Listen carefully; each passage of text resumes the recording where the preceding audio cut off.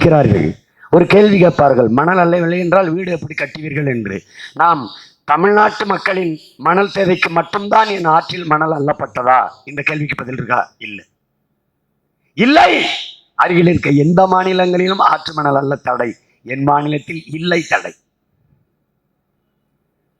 எந்த மாநிலத்துக்கு போனாலும் பாலாற்று மணல் கிடைக்கும், தாமிரபரணி ஆற்று மணல் கிடைக்கும் என்று எழுதி வைத்திருப்பார்கள். 32 ஆறையும் கொலை செய்து விட்டார்கள். ஆறு இல்லை என்றால் நீர் எப்படி? தானாக இந்த மண் வறண்ட பாலைவனமாக மாறிவிடாதா? என் அரும் தமிழ் சொந்தங்களே, என் அருமை தம்பி தங்கைகளே, ஆற்று மணலை ஈரத்தோடு அள்ளி கொண்டு போகும்போது அந்த லாரி அந்த வாகனத்திலிருந்து சொட்டு சொட்டு சொட்டு சொட்டு என்று தண்ணீர் கொட்டும். ஈரத்தோட மண்ணை அள்ளி கொண்டு போகிற போது 2000 லிட்டர் தண்ணீர் ஒவ்வொரு லாரியிலும் உள்ளே இருக்கிறது, சொட்டுகிறது என்கிறார்கள். ஒரு தோராய கணக்கு. அந்த தண்ணீர் சொட்டு சொட்டு என்று வடிவது அது தண்ணீரல்ல என் அன்பு மக்களே, நம் தாய் மண்ணின் கண்ணீர் என்பதை அறிவார்ந்த தமிழ் சமூக தம்பி தங்கைகள், என்னரும் பிள்ளைகளே, உங்கள் கண்முன்னே என்னை இப்படி வெட்டி எடுத்துக்கொண்டு போகிறார்களே, எதிர்காலத்தில் குடிக்க தண்ணீருக்கு, குளிக்க தண்ணீருக்கு, உணவு சமைக்க தண்ணீருக்கு, வேளாண்மை செய்ய தண்ணீருக்கு என்ன செய்வீர்கள் என்று இந்த பூமி தாய் நம்மை நினைத்து வடித்த கண்ணீர் தான் அது. என் அன்பு தம்பி தங்கைகளே, புரிந்து கொள்ள வேண்டும். அதை பார்த்தோம், கொதித்தோம், அதனாலேயே நாம் இந்த இடத்திற்கு வந்தோம். இந்த இடம் என்றால் நாம் தமிழர் என்ற அரசியல் புரட்சி படைக்குள்ளே வந்தோம். இந்த தேர்தல் களத்திற்கு வந்தோம். தேர்தல் களத்திற்கு ஏன் வந்தோம்? அதிகாரம் மிக வலிமையானது. புரட்சியாளர் அண்ணல் அம்பேத்கர் படித்தோம். அந்த அதிகாரம் வலிமையானது. அதை அடைந்து விட்டால் அனைத்தும் எளிமையானது. வந்தோம். எல்லா துன்பப்பூட்டுகளுக்குமான ஒரே சாவிதான் தான் இருக்குது. என்னதுங்க ஐயா? ஆட்சி அதிகாரம் மட்டுமே. வந்தோம். இயக்கங்கள் மனு கொடுக்கும், போராடும், விண்ணப்பிக்கும், உண்ணாவிரதம் இருக்கும், முற்றுகையிடும். ஆனால் தீர்வு காண முடியாது. அப்ப எது தீர்வு காணும்? அரசியல் அதிகாரம் மட்டுமே, ஆட்சி அதிகாரம் மட்டுமே. அதனாலே இவ்விடத்திற்கு வந்தோம். பொழுதுபோக்குக்கு பேரம் பேசி 10-20 சீட்டை வாங்கிட்டு 1000-2000 கோடியை வாங்கி அரசியல் வியாபாரம் பக்க வந்தவர்கள் அல்ல. வீழ்ந்த தமிழ் பேரினத்தை எழுப்பி மறுகட்டமைப்பு செய்து எல்லா மொழிவழி தேசிய இனங்களையும் போல பெருமையோடு உயர்ந்து சிறந்து வாழ வைக்க வேண்டும் என்று புனித கனவை சுமந்து நாங்கள் இங்கு வந்தோம். எதற்காக வந்தோம்? அதற்காகவே இங்கே வந்தோம்.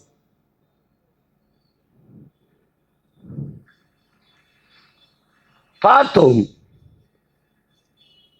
என் வழிபாட்டில் என் மொழி இல்லை.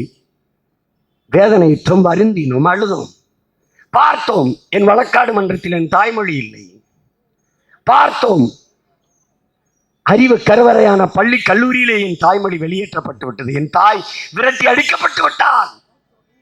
பார்த்தோம், மணக்க வரும் தென்றலிலே குளிரா இல்லை, தோப்பில் நிழலா இல்லை, தனிப்பெரிதாம் துன்பம் இது தமிழகத்தின் தமிழ் தெருவில் தமிழ்தான் இல்லை என்று வருந்தி பாடி செத்தே போனான் எங்கள் புரட்சி பாவலன்.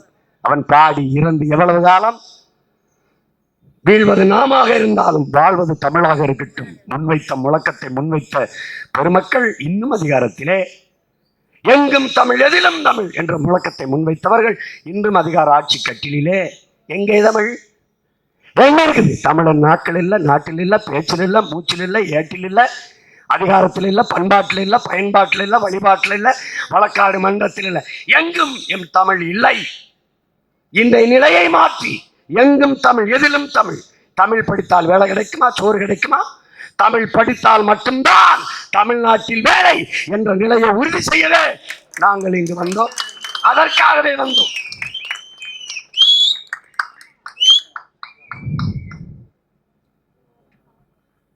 தண்ணீர் மனித தேவை மட்டுமல்ல, உலக உயிர்களின் உயிர் தேவை. அதை விற்கக்கூடாது. தண்ணீர் விற்பனை பொருள் அல்ல, விற்பனை பொருள் அல்ல. உன்னால் உருவாக்க முடியாது, அழிக்கக்கூடாது. E.F. Small is a beautiful, சிறியது அழகு என்கிற புத்தகத்தை நம் தம்பி தங்கைகளை இவ்வளவு பெரியதான் வாங்கி படியுங்கள். ஆழ்ந்து உள்ள போக வேண்டியதில்லை.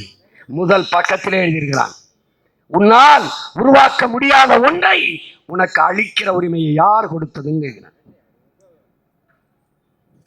வளங்களை சுரண்டி கொழுப்பை உனக்கு வளர்ச்சி என்று கட்டமைத்தவன் யார்? அப்படி கற்பித்தவன் யார்? நீ உனக்கு மட்டுமல்ல, பரம்பரை பரம்பரையாக பல ஆயிரம் தலைமுறைகள் தாண்டி வருகிற உன் சந்ததியினுக்கும் நீ துரோகம் செய்கிறாய். ஏனென்றால் மலையை உன்னால் உருவாக்க முடியாது. இயற்கையின் அரும்பெரும் கொடை. மழை இல்லை என்றால் மழை இல்லை. மழை இல்லை என்றால் நிலம் பாலைவனம்.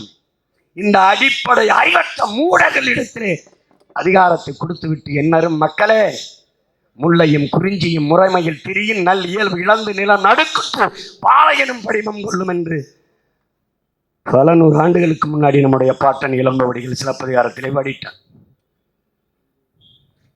எல்லாம் போச்சு. முல்லையும் குறிஞ்சியும்னா என்னென்ன? குறிஞ்சி மலையும் மலை சார்ந்த இடமும், முல்லை காடும் காடு சார்ந்த இடமும். முறைமையில் திரியும், இதெல்லாம் காடை வெட்டி எடுத்துட்ட, மலையை வெட்டி எடுத்துட்ட, அடிஞ்சிருச்சு. நிலம் நடுக்குற்று. நிலம் எது? மருதத்திணை. மருதத்திணை நிலம் நடுக்குற்று என்ன செய்யும்? திடீர்னு என்கிட்ட வந்து ஆனால் ரங்கமலை ஆடுதுன்றான். எங்க? பிராலிமலையில் அந்த ரங்கமலை ராத்திரிக்கு ஆடுதுன்னு சனமெல்லாம் பயப்படுதுன்னு. மலை ஆடுதுன்னா நான் என்னடா பண்ணுறது? பிடிச்சிக்கிட்ட தூங்குறது, அவ்வளோதான். ஏப்பா நீ என்னப்பா பாடுபடுத்தலை? என்ன பாடுபடுத்தலை ராஜா? என்ன பாடுபடுத்தலை? நீ பெரிய குண்டை கண்டுபிடிச்சி வெடிக்குதானே என் தாயில் நெஞ்சில் போடுற. பெரிய குண்டை கண்டுபிடிச்சி அது வெடிக்குதானே என் தாயின் மண்டையில் போடுற. நல்லா வெடிக்குதான்னு பார்த்து ஈரக்குலையிலே கடல் குழுண்டி போடுற. மீத்தேன் ஈத்தேன் எடுக்கணும்னு நோண்டுற. சிறுநீரத்தை எடுக்கிற, இதயத்தை பிடுங்குற, கண்ணை பிடுங்குற, நுரையீரல் நோண்டுற, கெட்டா பயோகேஸுங்கிற, மீத்தேனுங்கிற, ஈத்தேனுங்கிற. அட முட்டா பயல்களே, மக்கிய மரக்கழிவு, இலைதலை கழிவு, ஆடு மாட்டு கழிவுல இருந்து எவ்வளவு வேணாலும் பயோகேஸ், இந்த மீத்தேன் ஈத்தேனை எடுக்கலாம்னு கத்தியே செத்து போனான்டா எங்கள் பெரிய தகப்பன் நம்மாழ்வார். அவன் பேச்ச கேட்கல. நான் முடிவு பண்ணிட்டேன், இவர்கள் கேட்க மாட்டார்கள். அதை செய்கிற இடத்துக்கு நம்மாழ்வார் மகன் சீமான் வந்தாக வேண்டும். அதற்காகவே நாங்கள் இங்கே வந்தோம். அதற்காகவே நாங்கள் வந்தோம் பெருமக்களே, அதற்காகவே வந்தோம். எங்களுக்கு ஒரு தன்னலம் இருக்கிறது. சுயநலம், தன்னலம், செல்ஃபிஷ். என்னது? என் இனத்தின் நலம், என் மண்ணின் நலன், என் மக்களின் நலன். அதுவே நாம் தமிழர் பிள்ளைகளின் தன்னலம். என் இனத்தின் நலனே எங்கள் நலன். ஏன் வந்தா சீமான்? எதுக்கு வந்தா? இதுக்காக தான் வந்தேன். ஆற்றை உயிர்ப்பிக்க முடியுமா? அதுக்கு போறான்னு. இங்க பாருங்க, அரை எங்கல இருக்கு பாருங்க. அரை எங்கல ஆற்று மணல் அது உருவாக 100 ஆண்டுகள் ஆகுங்கிறான். எத்தனை ஆண்டு? 100 ஆண்டு. நீ 30 அடி அல்ற, எத்தனை ஆயிரக்கணக்கான லட்சக்கணக்கான ஆண்டுகள் ஆகிறது. மணல் எப்படி உருவாச்சு? நீ உருவாக்குன அருவி. அருவி எப்படி உருவாக்குச்சு? முதல்ல எப்படி வருது அருவி? எப்படி வருது?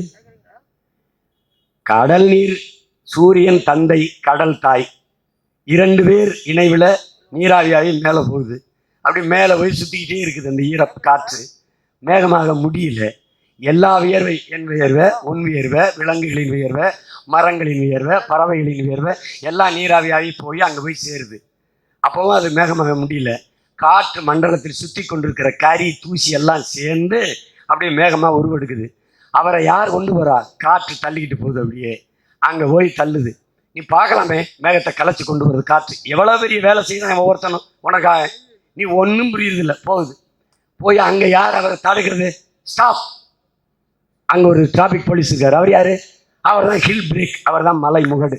அங்கே நிறுத்துவார். 3000 அடிக்கு இருப்பார் அவர் நிறுத்திடுவார். ஏன் அவர் நிறுத்துறாரு? அங்கே நிறுத்துவார். மேகத்துக்கு ஒரு குணம் என்ன? குளிர்ச்சியாக எங்கே இருக்க குழுன்னு கொட்டிடுவார். நம்ம ஆளுன்னு, நம்ம ஆளை நம்ம சொந்தக்காரனை பார்த்தா பிரிப்பா அப்படின்னு போய் கட்டிப்பிடிப்போம்ல, அப்படி கட்டிப்பிடிச்சிருவாரு. அங்கே 3000 அடியில் இருக்கிற மேலே 300 அடி 200 அடியில் மரம் இருக்காரு. இந்த மரம் எங்கள் ஒப்ப நட்டதா, எங்கள் அப்ப நட்டதா? பூரா காக்கை, குருவி, கொக்கு, மைனா, சிட்டு, வவ்வால் அவன் நட்டது. உரம் போட்டது யாரு? புலி, சிங்கம், கரடி, இந்த யானை, குரங்கு இவன் போட்டது. இவங்க உருவாக்கின காடு 300 அடிக்கு இருக்காரு. இங்கே எப்போவுமே மரத்துக்கு வேர்க்கும். அப்போ குழு குழு குழு குழுன்னு இருந்தோடனே நம்ம சொந்தக்காரன்னு மேக மலையை கொட்டிடுது. கொட்டினோடனே அவர் நீ அப்படி ஓடி வரும். ஒரே நாளில் உருந்து கீழே போக விடுறதில்லை. அவர் போக விடுறதில்லை. அங்கே யார் பல பேர் வேலை செய்கிறான்? கிராஸ் லேண்டு அப்படின்னு ஒருத்தர் இருக்கான், புல்வெளி. அவன் என்ன பண்ணுறான்? அந்த தண்ணீரை பிடிச்சி அவன் உணவு தேவைக்கு புற்கள் வச்சுக்கிறான். ஒரு புலி செத்து போனா 26,000 மனிதர்களுக்கான குடிநீர் தேவை நின்று போகுதுங்கிறான். குடிநீர் குறைஞ்சு போகுதுங்கிறான். எங்க ஒரு புலி சேர்க்கறதுக்கு செத்து போறதுக்கு இந்த தண்ணிக்கு என்னங்க சம்பந்தம் இருக்கு? இதான் உயிரியல் சுழற்சி தொடர்ச்சி. இந்த புலி, இந்த புல்லை மேய்கிற வரையாடு, மானு, இந்த காட்டு மாடுலாம் இருக்குல்ல, இவர் வேட்டையாடி சாப்பிட்டுருவார். இவர் சாப்பிடலைன்னா இந்த எண்ணிக்கை பெருகி கொண்டே போகும். இந்த வரையாடு, இந்த காட்டு மாடு, இது எண்ணிக்கை பெருக பெருக இவர் உணவுக்கு இந்த சம புல்வெளியில் இருக்கிற புற்களை எல்லாம் தின்றுவார். புற்களை எல்லாம் அதிகமாக தின்னுட்டாருன்னா அங்கே நீரை தேக்கி வைக்கிற ஆள் இருக்கான்ல, அவன் இல்லாமல் போயிடறான். அதனால ஒரு புலி இறந்தால் 26,000 மனிதர்களுக்கான குடிநீர் அங்கே தட்டுப்பாடு வருதுன்றான். அங்கே சோலை காடுகள் இருக்கு. அவன் என்ன பண்ணுறான்? அவன் உணவு தேவைக்கு சேமிக்கிறான் நீரை, கொஞ்சம் கொஞ்சமாக உருட்டி விடுறான். அது போக இலை வேறு எல்லாத்துலேயும் நீரை பிடிச்சி வச்சுக்கிறது மரம். அங்கேருந்து சொட்டு சொட்டா விட்டு பல கோடி துளிகள் 1-2 பேர் அருவியாக கொட்டுது. உருண்டு வரும்போது அருவி அங்கங்கே இருக்கிற சிறு பெரு கற்களை உருட்டிட்டு வருது. ஒன்னோட ஒன்று மோதுதா அந்த கற்கள், அந்த பாறங்கற்கள் நுறுங்கி நுறுங்கி துகளாகுது. துகளை அப்படியே உருட்டிட்டு வந்து ஆறு மேலே அப்படி தோலா போர்த்துது அருவி. அதுதான் மணல். அந்த மணலை நீ என்ற இந்த பாலா பிறந்த இந்த பாவி பணத்தாசை பிடிச்சி நோண்டி நோண்டி எடுக்கிறான். அதை இஎஃப் சுமாசர் எப்படி உன்னால் உருவாக்க முடியாத அழிக்காதேங்கிறான். கிளாடு புரிங்கோ மண்ணியல் அறிஞன் இன்னைக்கு இருக்கான் பிரான்ஸில். என்ன சொல்றான்? பசிக்கு வேட்டையாடும் போது நம்ம பூமி தாய் கற்பு கழியாமல் கண்ணியோடு இருந்தால், இவர்கள் பணத்தாசைக்கு வேட்டையாடினார்கள், கற்பழிக்கப்பட்டு 18 வயசுல பாட்டி ஆகிவிட்டாள்ங்கிறான். இப்ப என்ன பண்ணணும்? அவன் கூப்பிட்டான், என்னரும் பிள்ளைகளே, நம் பூமி தாய் இயற்கை அன்னை மரணப்படுக்கையில் கிடக்கிறாள், காப்பாற்ற ஓடி வாருங்கள். நான் படித்தேன் வந்தேன், அதனாலேயே நாங்கள் இங்கே வந்தோம். என் அன்பு உலகத்தீரே, அதனாலே இங்கே வந்தோம்.